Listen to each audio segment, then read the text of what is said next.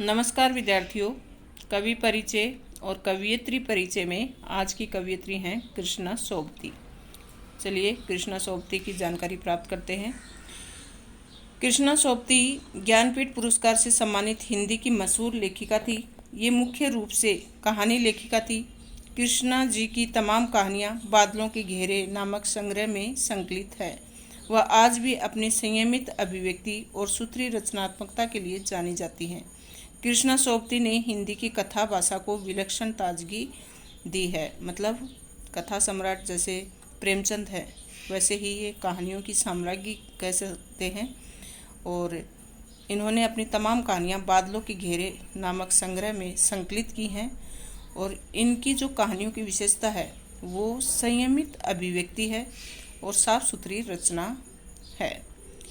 तो विलक्षण है, मतलब ऐसी कहानियों लिखी हैं जो कि उनके अंदर का जो पुट है वो अपने आप में एक कंप्लीट कहानी का दर्जा प्राप्त करता है। कृष्णा सोबती ने अपनी रचनाओं के माध्यम से महिलाओं पर होने वाले विभिन्न तरह के अत्याचारों को उजागर किया। उनकी विभिन्न समस्याओं के साथ साथ उनके साथ होने वाली सामाजिक अश्लीलता का भी इन्होंने वर्णन किया। इनकी तमाम रचनाओं में होने वाली नैतिक और सामाजिक बहसें पाठकों के दिलों पर छा जाती हैं।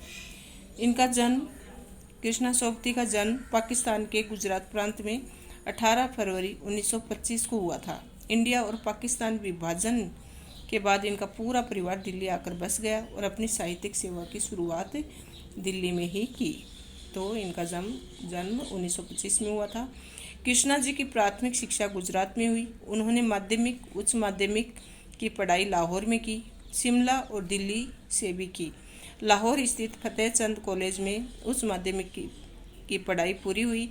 इस कॉलेज में पढ़ाई के दौरान वह लड़कियों के हॉस्टल में रहती थी। भारत पाक विभाजन के वक्त वह फतेहचंद कॉलेज की छात्रा थी।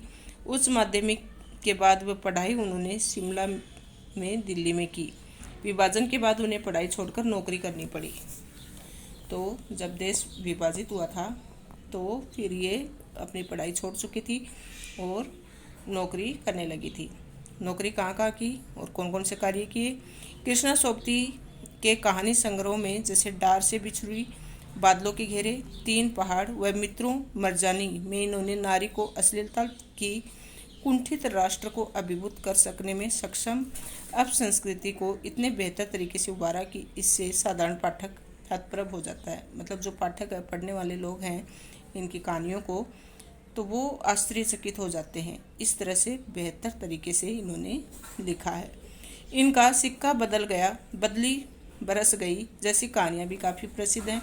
इनके उपन्यास डार से बिछड़ी और मित्र मरजानी को नामवर सिंह ने उल्लेख मात्र किया है। नामवर सिंह ने सोबती को उन उपन्यासकारों की पंक्ति में गिनाया जिनकी रचनाओं में कहीं व्यक्तिक और कहीं सामाजिक पारिवारिक विषमताओं का विरोध मिलता है। हालांकि कुछ समीक्षक ऐसे भी हैं जिन्होंने इनकी जिंदगी नामा की खूब प्रशंसा भी की। डॉक्टर देवराज उपाध्याय ने कहा कि किसी व्यक्ति को अगर पंजाब प्रदेश की संस्कृति और रहन सहन, रीति रिवाज आदि की जानकारी प्राप्त करनी है तो फिर वहाँ के इतिहास की जानकारी लेनी हो और वहाँ की दंत कथाओं, प्रचलित लोकोक्तियों के अलावा 18वीं-19वीं शताब्दी की प्रवृत्तियों से अवगत होना हो तो जिंदगी नामा से अलग जाने की कोई आवश्यकता नहीं है। मतलब कृष्णा सोबती ने जो जिंदगी नामा लिखी है उसमें पंजाबियों के रहन सहन, उनकी संस्कृति और उनकी जो लोकोक्तियाँ हैं, उनकी कथाएं हैं, वो सब इस एक ही कथा में मिल जाती हैं। पाठकों में प्रसिद्धि। तो कृष्णा सोबती की लंबी कहानी मित्रों मरजानी का प्रकाशन होते ही उन पर हिंदी कथा साहित्य के पाठक फिदा हो गए थे। इसका कारण था कि कृष्णा जी की महिलाएं ऐसी थी जो कस्बों और शहरों में दिख तो रही थी, लेकिन उनका नाम लेने से लोग डरते थे। सोबती जी का कथा साहित्य उन्हें इस भय से मुक्त कर रहा था। सच्चाई भी यही है कि कथाकार अपने विषय और बर्ताव में न सिर्फ अपने आप को मुक्त करता है बल्कि वह पाठकों की मुक्ति का भी कारण बनता है। कभी हिंदी विभाग में पढ़ाई नहीं करने वाले पाठक भी उन्हें पढ़कर अपने आसपास में हो रहे बदलाव को समझना चाहता है। मन में बस यही एक समानांतर दुनिया से मुक्ति के लिए कृष्णा जी की कहानियाँ मन में बैठ जाती हैं। तो इनकी कहानियों की ये खास विशेषता है कि इन्होंने अपनी कहानियों में उन ऐसी महिलाओं को चित्रित किया है जो कस्बों और शहरों में तो दिख रही थी, लेकिन उनका नाम लेने से लोग डरते थे, मतलब एकदम साहसी बुलंद। तो इस तरह से जिनके पास हिंदी विषय नहीं था और हिंदी में रुचि नहीं थी, वो लोग भी इनकी कहानियों को पढ़कर आसपास में हो रहे बदलाव के बारे में जानकारी प्राप्त कर सकते हैं। सम्मान और पुरस्कार। वर्ष 1980 में इन्हें जिंदगीनामा के लिए साहित्य अकादमी पुरस्कार मिला। वर्ष 1996 में कृष्णा जी साहित्य अकादमी की फेलो बनाई गई और साल 1981 में उन्हें शिरोमणि पुरस्कार मिला। 1982 में कृष्णा सोबती को हिंदी अकादमी पुरस्कार मिला और यूपीए सरकार के पद्म भूषण लेने से इनकार कर दिया, जबकि साल 2015 में असहिष्णुता के मुद्दे साहित्य अकादमी पुरस्कार वापस कर दिया।